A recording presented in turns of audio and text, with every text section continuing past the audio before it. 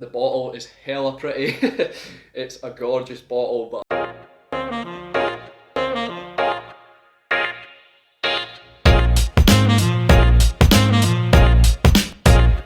hey, how's it going? And welcome to Whiskey Whims with me, Stuart.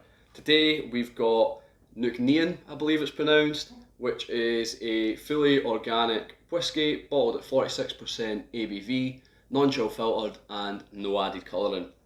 Now this is, I think, a kind of sustainable distillery, a real pioneer for environmentally friendly producing, and I believe 99% or something of their waste and all that is recycled, reused and things like that. So it's pretty good for the whiskey industry. It's a good kind of pioneer. It's a good thing to aspire to.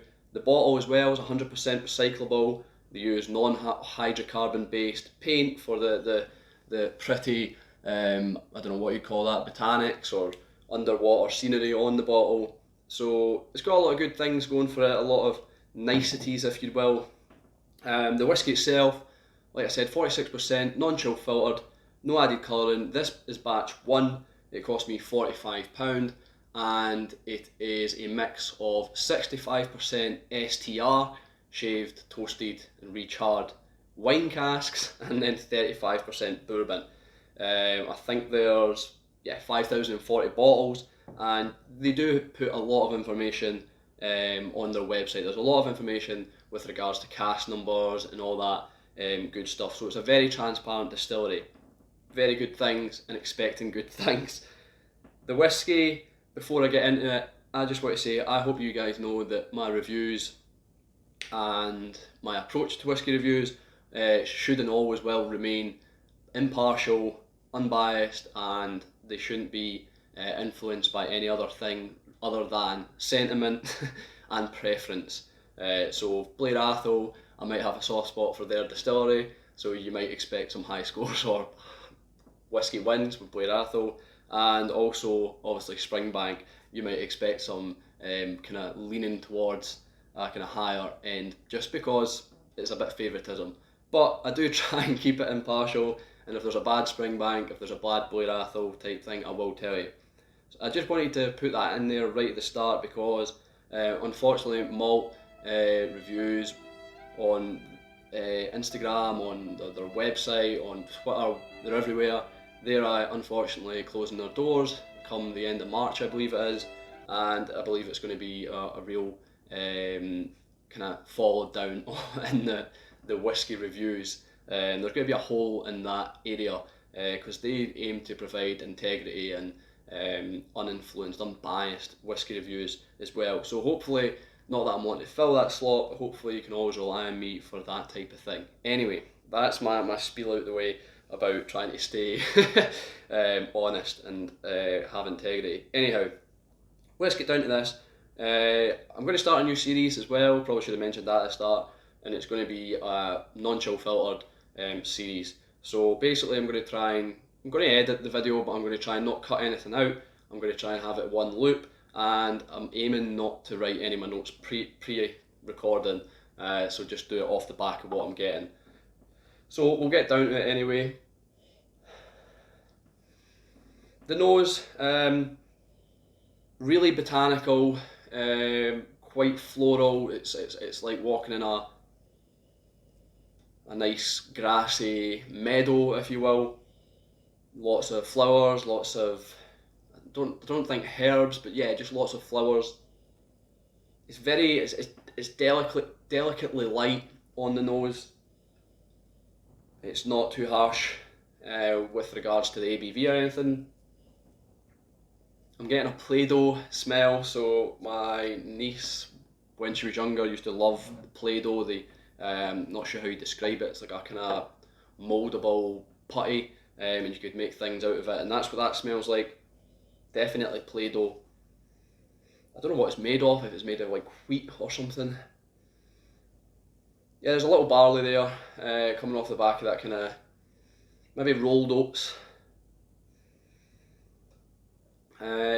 Possibly some cranberry. That's possibly coming off the red wine STR casks. It's a pleasant enough nose. It's almost not. It's almost kind of not like it's not like it's whiskey, or not like it's Scotch. Like maybe a whiskey from overseas, or maybe I don't want to compare it to this because I've seen loads of people comparing it to it. It's gin. It looks like a gin. I don't think it really. It doesn't really smell like whiskey, but it is very botanical. But I still wouldn't say it's like a gin. Right, the only time I'm going to edit this video is to let the dog out for a pee if he's going to, but it doesn't look like he's going to. It looks like he's just going for a wander. But yeah, botanical.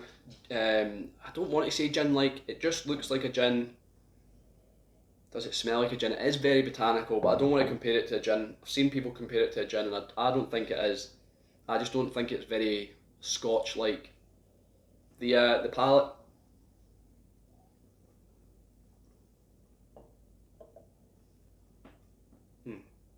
There's fleeting flavours of red berries. It's not very potent, not very strong. I'm getting a kind of charred flavour coming through as well. Not very potent, not very strong. Kind of tobacco-y, or just burnt. It's quite woody. A lot of wood coming through on the palate. So yeah, you're getting that. I believe you're getting that charred element. I believe I can taste it. But yeah, it's very woody on the palate. The wood seems to be quite a kind of dominating characteristic. Those red fleeting berries, they're not very strong. There's some vanilla in this, some kind of creaminess. It's quite grassy. Once again, that botanical, quite young. I think this is only about 3 years old. It just reaches the 3-year-old mark. It's nutty. But yeah, it's definitely, you can tell it's young. It's quite spritey. I can't put my finger on many tastes or many flavours, but nutty in the wood. It feels like there's red berries there, but like I said, they're very subdued and not really coming through too great. The finish is medium, which is a surprise. I thought with those flavours it would be quite, once again, subdued. I thought it'd be quite pulled back, withdrawn, but it's medium. It's a long enough finish. There is wood again. It is very wood dominant, very wood kind of pioneered. That's not the right word. It's wood driven. That is the word. Creaminess. There is a little bit of a creaminess. I want to say like a white wine possibly. Just throughout the finish there.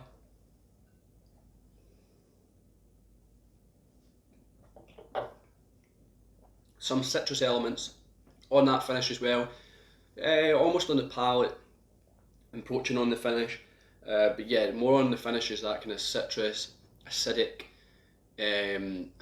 grassy, young, woody element that I'm getting through in this.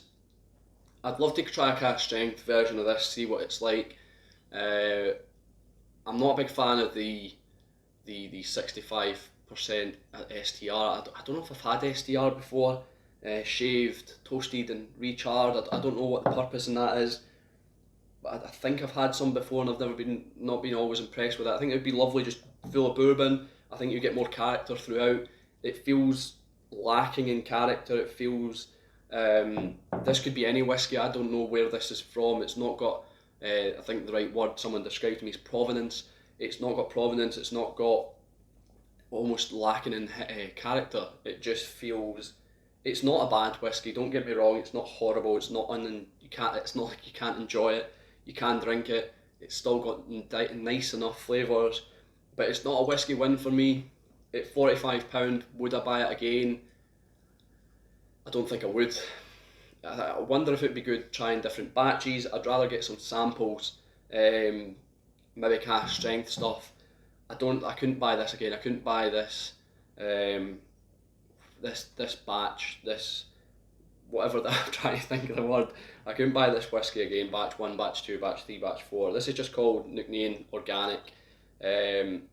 I wouldn't buy it again. I wouldn't really recommend it. I mean, I think with all whiskey, you should probably try as much whiskey as you can. So, yeah, maybe recommend it, but I don't think it's that enjoyable. It's a lovely concept. It's great what they're doing at the distillery, quite female-led background, female-led distillery, similar to Penderyn. It's all organic. They're trying to do good for the earth, so it's all good in that sense. The bottle is hella pretty. It's a gorgeous bottle, but I mean that's as far as it goes for me with this whiskey. Do you know what? It ticks a lot of good boxes. Non-chill filtered, no added colouring, 46% ABV. Is it worth it? Is £45 too much for this? I reckon yeah, £30 maybe. Is that just trying to clutch at straws? If this was sold at 30, would I be more? Would I be happier with it? Probably not, because you can get like Tomato and Legacy at £30, a much better whiskey in my eyes. So no, I don't think it's worth it either, unfortunately. I'm so sorry, Nc'Nean. I do think yous are trying to do great things, but for me this is just a whiskey bin, or maybe not a bin. I'll recycle it. It's a whiskey recycle. I'm sure there'll be good things in the future from Nc'Nean, and I am looking forward and anticipating what else they've got to come out with. But at the moment, this is just a little lacking. I'll continue to drink it, and if my views do change the further I get down, I'll definitely re-review it to make sure it's up to date and make sure that I've not dug any holes. But if it doesn't get any better and you don't hear another review from me, then just assume it stayed the same. Hopefully that was a good review, so hopefully I stayed honest. I think I did. Thanks for watching. I've been Stuart, this has been Whisky Whims. I'll see you later.